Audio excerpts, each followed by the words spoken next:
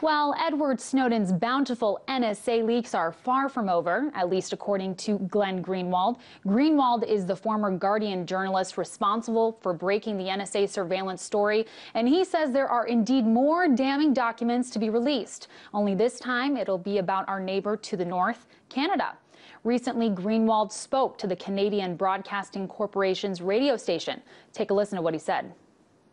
The documents are quite complex. There are a lot of them. There is enormous amounts of reporting to do. In Canada, one of the most active surveillance agency countries in the world because of how closely they work with the NSA. Greenwald also took the opportunity to respond to claims that publishing the classified government documents harms people. I think not publishing the leaks puts people in danger because when you have a system of government in which people can exercise great power in the dark, that's what is dangerous.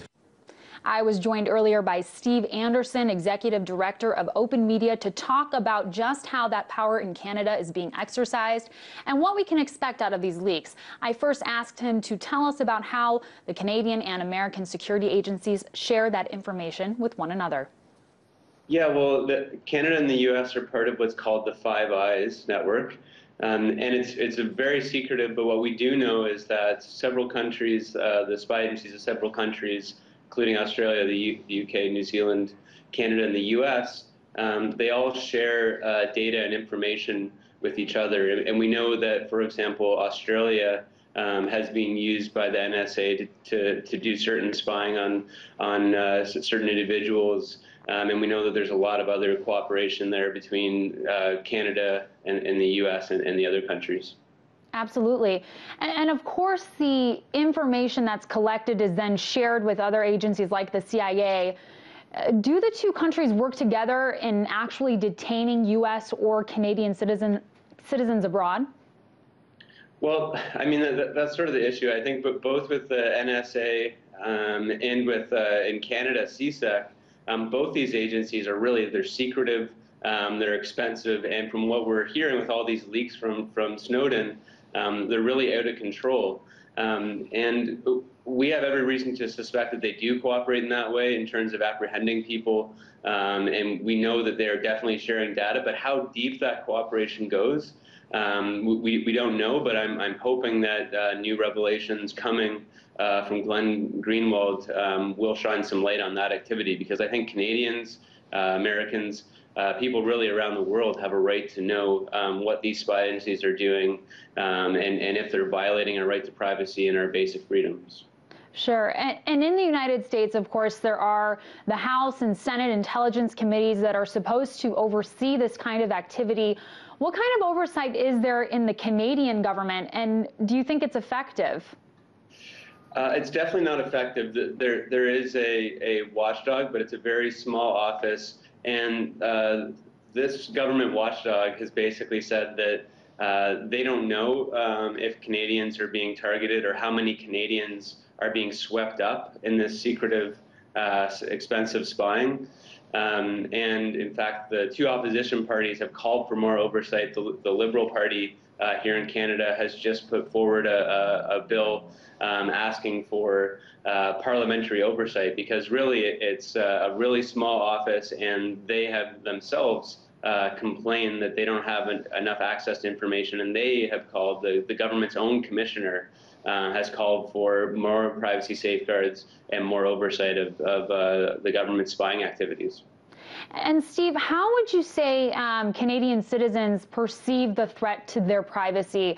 You know, how do you think they're really going to react to these upcoming leaks? Well, just recently, we put up a petition on our website at openmedia.ca, and what we saw was thousands of Canadians across the country in just a matter of days speaking out, calling on the government to create more oversight mechanisms to protect their privacy. So I think Canadians are very upset. And similar to the U.S., you know, in the U.S. there's this really big kind of cross-partisan coalition called Stop Watching Us.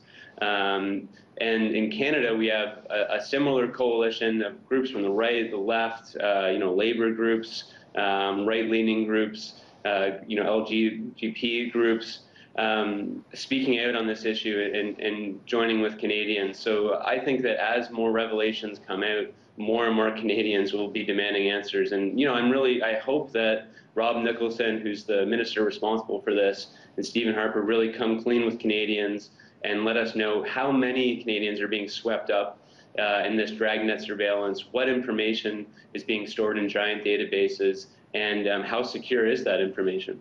Sure, and it does seem to be a very bipartisan issue, unlike many others.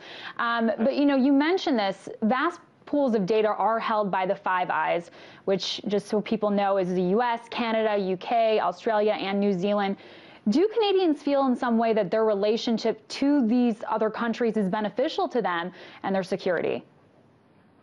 I think that from what I'm hearing, Canadians are really worried that we're being, our spy agency, CSEC, is being used by the NSA to collect information and share information with U.S. officials. So, I think that the issue is we don't know how these organizations are operating. We don't know how much of our information is being shared across borders in different databases. And I think Canadians are mostly just concerned and want answers on that.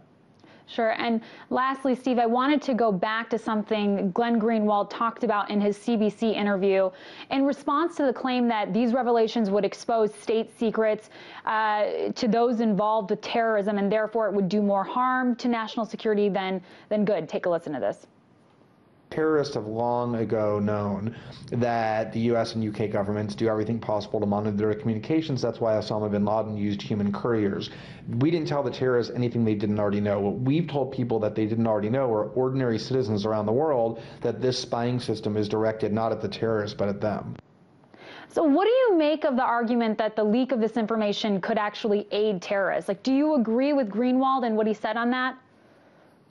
No, I think Greenwald's absolutely correct. I mean, from what I've read and seen, terrorists and criminals have for quite some time known that they've been target of surveillance. They use encryption and darknet technology and couriers and whatever they can to get around it.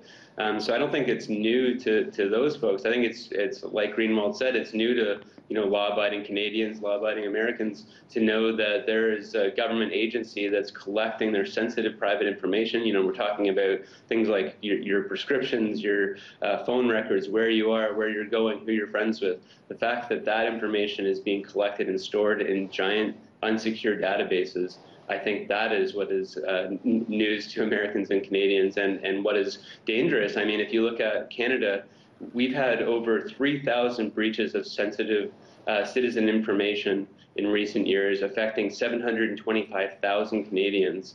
And the fact that we're now having an agency collect even more information on us, I think it makes us less secure. I think it makes us more exposed to cyber criminals to have this information collected. And really, at the end of the day, we have a right to know which information, how many of us are being swept up in this giant dragnet surveillance.